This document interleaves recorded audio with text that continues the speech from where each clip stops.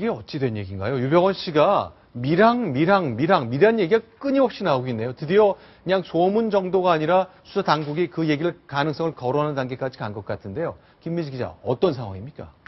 일단 검찰과 경찰은 이제 유병헌 씨가 밀항을 하기 위해서 네. 조직폭력배와 접촉을 했다라는 그런 정황을 포착하고 있는 상황입니다. 네. 유 씨가 밀항을 하기 위해서 여러 루트로 이제 알아보다가 이제 급기야 이제 조폭까지 접선을 했다고 이렇게 볼 수가 있는 건데요.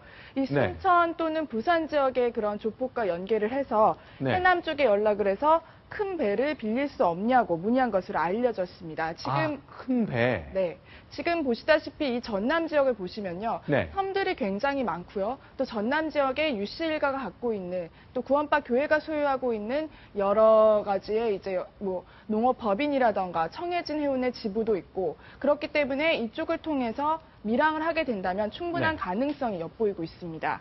아하. 그런데 밀항을 위해서 조직폭력배를 접촉했다는 설이 나온다는 얘기는 뭡니까? 이게 도대체 어떻게 된 얘기예요? 해남 얘기네요. 네, 아까 한번 말씀을 드렸는데요.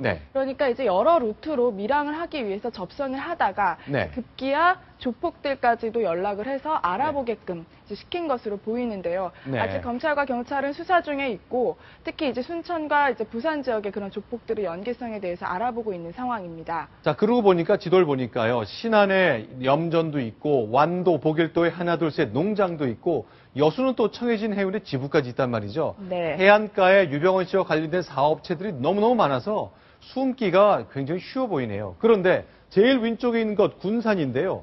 내가 유병헌 씨를 봤다는 좀 구체적인 제보가 있었다는 게 이게 사실입니까?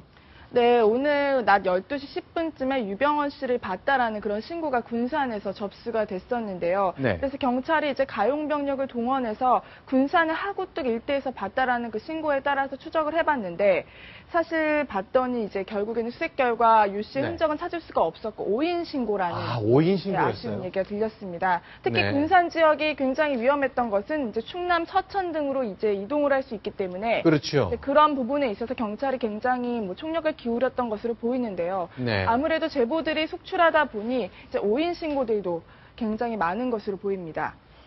자, 그러면 해남 지역은 또 CCTV, 폐쇄 회로 카메라에 유병헌 씨가 탄 차량이 잡힌 것 같다는 얘기가 또 나와서 이것 때문에 잠시 기대를 거는 흐름도 있었는데 그건 어떻게 된 겁니까? 네, 이제 어제 검찰이 그 유병헌 씨가 순천을 벗어나 이제 해남으로 간 거 아니냐라는 그런 정황을 포착하고 구원파 신도가 운영하는 해남 마산면에 있는 영농조합 법인 사무실을 압수수색하는 과정에서 CCTV도 일부 이제 확보를 한 것으로 보이는데요. 그 유 씨와 도피와 관련된 그 스타렉스 차량이 그 해남군 마산면과 산이면 일대에 있는 그 설치되어 있는 CCTV에 촬영됐던 것이 전해졌습니다. 이 문제는 이 해당 스테렉스가 그 금수원 상무인 이석환 씨의 아들이 타고 다닌 것으로 이미 수배 차량인 것인데요. 그리고 이 스타렉스를 뒤따라다니는 트럭 한 대도 발견된 것으로 보입니다. 아무래도 이제 트럭이기 때문에 유 씨가 뭐 사용할 수 있는 그런 생필품이라던가 이런 가재 도구들을 싣고 나른 것이 아니냐라는 추측도 나오고 있는 상황인데요. 정확한 것은 검경의 분석이 필요할 것으로 보입니다. 자, 이렇게 쫓고 쫓기는 일 이렇게 반복되고 있는데요. 자, 이제 금수원, 경기도 안성에 있는 금수원 얘기를 좀 해봤으면 좋겠습니다. 여기가 구원파의 본거지죠. 교단의 중심일 뿐만 아니고요. 유병헌 씨가 그동안 계속해왔던 도피를 지원하는 지휘소 역할까지 하는 곳입니다. 그런데 이곳에서 심상치 않은 일들이 벌어지고 있습니다. 금수원의 리더들이 지금 구속되거나 쫓기고 있잖아요. 4분 오열하는 모습까지 보이고 있다고 하는군요. 정동윤 기자가 이 상황을 단독으로 취재했습니다. 금수원은 유병헌 일가에 대한 검찰 수사가 시작된 이후 구원파의 컨트롤타워 역할을 해왔습니다. 하지만 수사가 장기화되면서 금수원의 역할도 흔들리고 있습니다. 의사결정을 좀 하실 리더분들을 다 구속시켜놔가지고 지금 저희 이렇게 오갑지들이 모여가지고 맨날 변하기 때문에 저희도 예측을 참 하기 힘든데요. 유 씨의 도피를 총괄한 이재옥 씨가 구속됐고 금수원 상무인 이석환 씨 그리고 어머니회 리더이면서 유 씨의 도피를 지원하고 있는 김엄마와 신엄마는 검찰 수배를 받고 있습니다.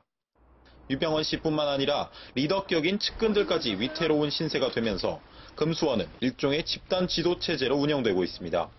어머니회 등 각 조직 대표들이 최대 50명까지 모여서 매일 저녁 단체 회의를 통해 의사결정을 하고 있습니다. 거의 매일 한 적게는 20명에서 많게는 한 50명이 저녁 때 모여가지고 어떻게 할 건가 그날 의논해가지고 그날 결정하는 그런 식으로. 이렇게 확실한 의사결정자 없이 수십 명이 모이다 보니 사분오열하는 모습을 보이기도 하는 것으로 알려졌습니다. 여기에 온건파와 강경파 사이의 갈등까지 겹쳐 의견 통일이 더욱 어려워지고 있는 것으로 전해졌습니다. 채널A 뉴스 정동현입니다. 자, 검찰과 경찰은 큰 망신을 계속하고 있습니다. 너무 못 잡고 있거든요. 그래서 그런지 이 구원파가 검찰을 비우는 듯한 하는 일 하는데 검찰이 별 반응도 내놓지 못하고 있습니다. 어제도 기자회견 보셨죠? 계속 검찰을 조롱하는 듯한 플래카드를 내걸고 있는데 이걸 어떻게 봐야 되죠? 예. 바로 금수원 구원파 신도들이 과거에는 네. 김기춘 대통령 비서실장만 네. 끝까지 물고 늘어지면서 예를 들면 뭐 우리가 남이가라든가 네. 아니면 갈 때까지 가보자 이런 얘기를 했는데 네.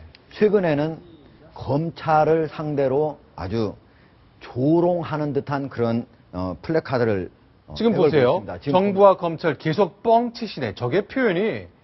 그렇죠. 그리고 네. 바로 아래 보면은 네. 검찰 발표 침몰 원인 믿어도 됩니까?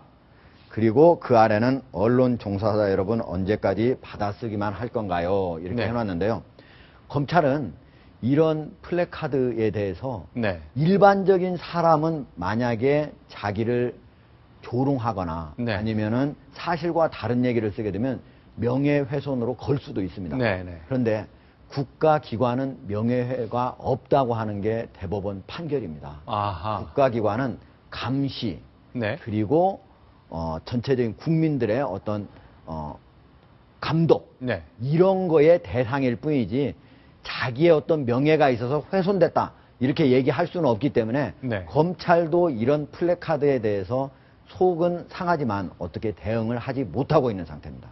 자, 그런데 구원파의 주장을 보면요. 검찰이 계속 약속을 어기고 있다. 뭔가 공개는 우리가 안 했지만 우리 구원파와 검찰 사이에 물밑거리를 계속 해왔는데 검찰이 이런 걸 안 지키고 있다는 투로 말하고 있거든요. 자, 조계용 전 대변인 얘기인데요. 한번 보실까요? 예. 자, 우리 땅 지켜주겠다고 약속하지 않았느냐? 근데 이게 뭡니까? 재산 추적 들어오고 있잖아요. 또 하나. 한밤중에 여자 의원 혼자 있는 집에 유리창을 깨고 들어왔는데 영장도 제시 안 하더라. 일단 저 사실관계부터 좀 따져봤으면 좋겠어요. 다 맞는 얘기입니까? 예, 둘 다 맞는 얘기인데요. 네. 교회 땅을 지켜주겠다고 약속을 했다. 네. 이렇게 명시적으로 약속을 했는지는 모르겠지만은 네. 그러나 검찰이 바로 유병헌 네. 전 세무그룹 회장을 좀 출두를 시키려고 도주하기 전에 그리고 구원파의 협조를 얻기 위해서 저런 비슷한 네. 류의 협조 요청을 한 것은 사실입니다. 네. 그리고 또 하나 구원파 측과 검찰이 얘기를 하면서 어떻게 하면은 좀 유병헌 씨와 구원파 사이를 좀 갈라놓을까 네. 하기 위해서 한 부분이 있는데요. 네. 저 부분들에 대해서 명시적으로 저거를 교회 땅을 지켜줄 약속을 한 거냐 네. 이렇게 말한다면 그렇게까지 말했다고는 좀 말하기 어려운 상태입니다. 자, 교묘한 심리전을 하고 있는 거거든요. 검찰 수사 얼마나 믿을 수 있습니까? 언론 보도 얼마나 믿을 수 있습니까? 언론인 여러분 언제까지 검찰의 이야기 받아쓰기만 하고 있습니까? 해서 현재 보도되고 있는 내용이 다 사실이 아니다. 뭔가 불신을 조장하려는 것 같아요. 그렇죠. 기본적으로 구원파의 가장 큰 지금 현재 그 네. 입장은 자기들이 바로 유병헌 씨를 비호하지 않을 수 없는 상황인데 네. 그럼에도 불구하고 이 비호를 안 하고 있다. 즉 검찰이 네. 유병헌 씨를 박해를 하고 있다. 네. 오히려 우리가 말하는 것이 진실이고 정의다. 이런 얘기들을 끝까지 해야 되기 때문에 네. 검찰의 어떤 수사에 대해서 흠집을 내는 것들을 계속적으로 대국민 선전전을 하고 있다. 이렇게 네. 말씀을 드릴 수 있습니다. 이런 상황이다 보니까 이제 검찰에서는 이 수사 관련된 공식 브리핑도 자제하겠다는 입장을 내놓은 상황입니다. 아, 그건 왜 그렇죠? 자, 그동안 계속 해왔던 공식 브리핑이 있는데 그것이 이제 주로 저희가 보도하는 내용들이잖아요. 검찰이 자신의 명예와 신뢰를 바탕으로 지금까지 상황을 브리핑해왔는데 이거 안 하겠다? 그건 무슨 뜻으로 봐야 되는 거죠? 지금 사실은 네. 구원파와의 어떤 관계 네. 이런 것도 있겠지만은 네. 검찰이 지금까지 브리핑을 계속적으로 매일 했잖아요. 네. 그것 때문에 검찰의 수사 과정이 모두가 다 드러났어요. 그래서 오히려 이것이 유병헌 씨의 도피를 돕고 있다. 아. 예. 특히 방송이 네. 검찰의 브리핑 네. 그리고 검찰의 수사 과정을 직접 취재해가지고 바로바로 전국에 생중계하는 거. 네. 이것 때문에 검찰은 상당히 곤혹스러워하고 있는 상태입니다. 아, 그러니까 검찰의 브리핑을 통해서 유병헌 씨의 도피와 관련해 검찰이 무엇을 알고 있는지, 뭘 잘못 알고 있는지를 구원판 다 알고 있잖아요. 그렇죠. 이렇게도 해보고 저렇게도 해봐서 과연 어떤 반응이 나온지를 봐가면서 도피 활용하고 있다. 그런 점 때문에 언론에 요청이 있습니다만 공식 브리핑을 자제하겠다는 뜻까지 나온 거군요. 그만큼 검찰이 승부를 걸고 있는 것 같은데요. 자, 과연 어떻게 귀결될지 한번 지켜보도록 하겠습니다. 자, 유병헌 씨 관련된 소식 여기서 정리하겠습니다.